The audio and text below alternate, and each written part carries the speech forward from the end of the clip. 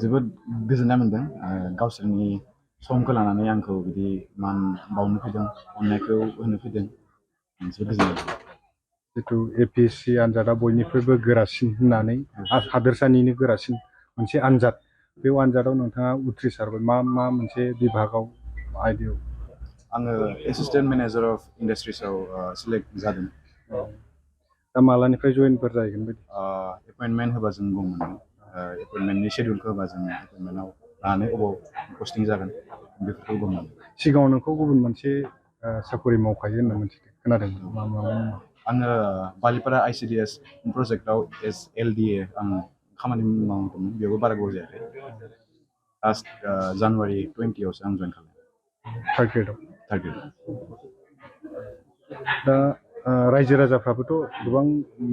बरायनो फैदों मान बावफैदों माबायदि